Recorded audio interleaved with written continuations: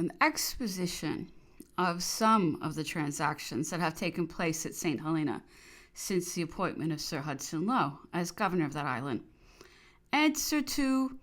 an anonymous pamphlet entitled Facts Illustrative of the Treatment of Napoleon Bonaparte, corroborated by various official documents, correspondence, etc., by Barry E. O'Meara, late surgeon to Napoleon.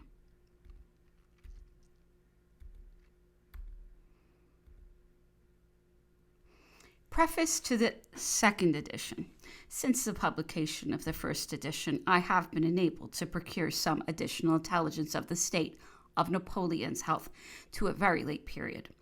Mr. Laroche, an Englishman and formerly cook to Lord Amherst and to Sir Hudson Lowe, who was also employed as such to Napoleon from July 1818 until the 3rd of March 1819, arrived in London a few days past. Being desirous of obtaining every authentic information, I inquired of him the state of affairs since my departure from Longwood, and was informed that Napoleon's complaint had deteriorated considerably since Mr. Stokoe had been compelled to abandon the treatment of his patient, that his legs were swelled, his appetite very deficient, and his general appearance so much altered for the worse, that, to use Mr. Laroche's own expression, his countenance resembled that of a dying person, and the state of debility such that he was occasionally obliged to support himself with a stick when crossing his apartment. Having requested some information from him concerning the quality of the provisions which had been supplied to the French since my departure, he replied that the mutton was in general so bad that a week did not pass in which he had not been obliged to send it back to the purveyor, sometimes even for 2 or 3 days in succession, after it had been inspected by the orderly officer, rarely, however, in receiving any better of a better quality in return, that the beef in general was extremely bad, and the poultry so lean and inferior in quantity, that the maitre d'hotel, convinced by experience of the inutility of making any representation or remonstrance to the governor, had endeavored to establish a little stockyard at Longwood, at the expense of the French themselves. Mr. Laroche farther states that the bad quality of meat, vegetables, etc., supplied to Longwood was not occasioned by the impossibility of procuring better in the island, but because the governor or his agents would not pay the prices which were demanded by the farmers for provisions of a quality equal in goodness to such as he had seen supplied for the table at Plantation House when he was cook to Sir Hudson Lowe. By information received from him, it appears that the disgraceful examination of the ladies' apparel is still continued, as well as the other inquisitorial proceedings described in my reply to the Facts. The new house constructing for Napoleon is built in a pit sunk 15 feet deep in the earth, the roof of the house being barely elevated above the side of the excavation. The pretext alleged for this was to shelter its inhabitants from the bleak wind. He states that it is situated about 100 yards from the old building in a spot totally destitute of trees and devoid of water. Mr. Laroche is now in London, and those who are desirous of ascertaining the authenticity of the details contained in the work published by Sir Hudson Lowe's apologist may not find it difficulty to satisfy their curiosity. An expedition of some of the transactions that have taken place at St. Helena, while occupied in preparing my narrative and official correspondence for the press, and looking forward with impatient anxiety to that inquiry, which can alone enable the British nation to decide on the transactions at St. Helena subsequent to Sir Hudson Lowe's appointment and arrival there. A pamphlet has appeared under the specious title of Facts Illustrative of the Treatment of Napoleon Bonaparte in St. Helena, being the result of minute inquiries and personal research in that island.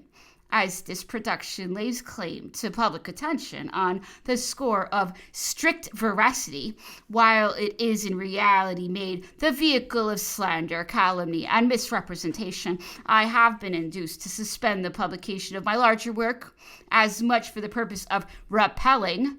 the attack, which is made on my own character, as to show the nation what degree of confidence ought to be placed in statements thus anonymously obtruded in its notice without any other claims to credibility than those derived from plausible professions and bold assertions, totally unsupported by proofs. Although there is probably no country in Europe whose credulity is more liable to be imposed on than our own, yet it is consoling to reflect that none possesses a greater share of public and private virtue, or is endowed with a higher sense of truth and justice. Nothing but a firm reliance on these distinguishing attributes of the British people could ever have persuaded me to remain so long silent under the accumulated weight of calumny and oppression so unsparingly heaped upon me since the period of my incurring the displeasure of Sir Hudson Lowe, for reasons which will be fully stated in the work to which I have alluded.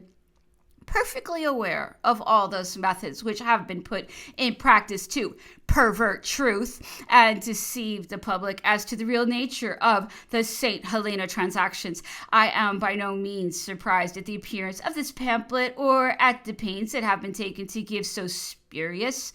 bantling the features of legitimacy. Whatever legal notice I may feel myself obliged to take hereafter of some passages of the work, its publication has obliged me to embrace the opportunity it afforded of exposing falsehood and answering calumnies, which, if privately circulated, might perhaps have induced the less candid portion of the community to condemn me unheard. It was not enough that, in addition to the grossest personal indignity experienced while endeavoring conscientiously to discharge my duty at St. Helena, I should on my arrival in England be ignominiously deprived of rank and erased from the list of naval surgeons without the shadow of a trial. But the press, devoted to the interests of ministers, must also be united to asperse me, recurring to scurrility and detraction in their malignant efforts, till the assassin's last blow is attempted to be struck in this anonymous pamphlet, wherein I am indirectly accused of treason to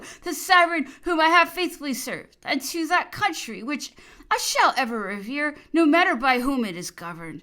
It is essential, even in the present stage of the transaction, to know that no explanation has been required for me, or opportunity allowed of stating the grounds of my opinion, although more than once requested, so far from it, that the only notice taken of my representation to the Admiralty has been one which effectually precluded the possibility of my resorting to the ordinary mode of proving the truth of my assertions. In proceeding to comment on some of the most prominent allegations put forth in this publication, and freely acknowledging that I have no pretensions to such wit and learning as the author of it so profusely displays, much less his predilection for the picturesque and poetical, I will not yield too particle to him in my just claims to the attention of that public, whose credence he so confidently anticipates. For although I have no prescriptive right to make the reader believe in the following statements, yet my name is not withheld, and I owe it no less to the interests of truth than my respect for public opinion to engage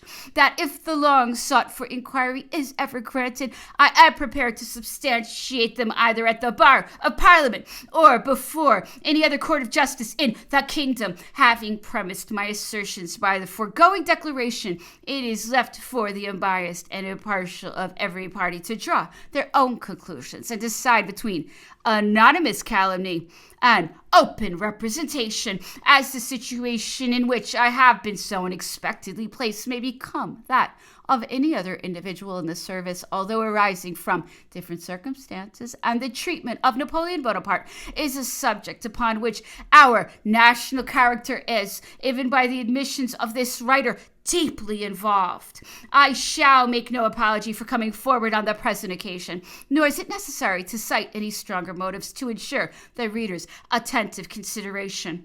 As my promised narrative will contain a detailed account of the principal occurrences at St. Helena up to the period of my departure, followed by an extensive official correspondence and other documents, it is unnecessary to extend my observations beyond what may be required to contradict and refute the author of the pamphlet in question, so that, should there be any apparent ambiguity or some points not sufficiently elucidated in the present reply, necessarily drawn up with considerable haste, the public may rely on full and satisfactory explanations being afforded by a perusal of the narrative, to which this is merely a precursor, having opened his subject by informing the reader that it desired to afford his countrymen some information on that which cannot fail to be considered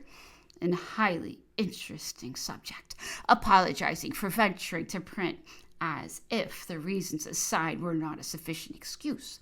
The author quaintly observes affairs not germane to the matter, and in themselves wholly unimportant and uninteresting to the generality of readers. Having thrown me upon the island of St. Helena, I determined to appropriate the period of my stay in the colony to a close investigation of the treatment of that man on whom for years the eyes of Europe were fixed as on a meteor. Thus, then, a writer who sits down to give the public information of a highly interesting nature, and who not only contradicts statements that have been frequently reiterated during the last 3 years, but attempts to vilify all those who differ in opinion with him,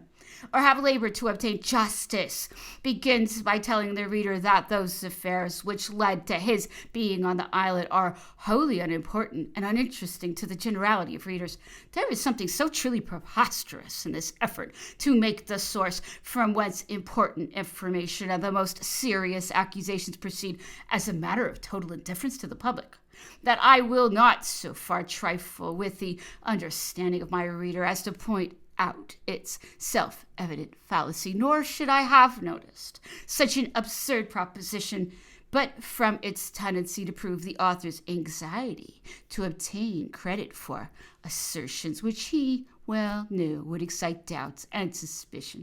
in the most superficial reader. Without stopping to inquire who this writer may be, I venture to predict that whenever his name is made public, it will be found that the motive for concealing it originated in anything but the patriotism and public spirit which he so modestly arrogates to himself in the introductory passages, determined to obtain implicit belief and prodigal in professions. The second formidable appeal to attention is thus expressed in the following communication. I claim only one merit: veracity. It is to the correctness of my statements I boldly pledge myself, and I defy any man breathing to charge me in the course of these pages with equivocation, perversion of fact, or misrepresentation of circumstance. After which striking passage the paragraph closes with the following modest climax: I trust I shall deprecate the severity of criticism by the humility of my pretensions. How the foregoing pledge has been redeemed, and what right the author has to deprecate criticism, I shall now proceed to show.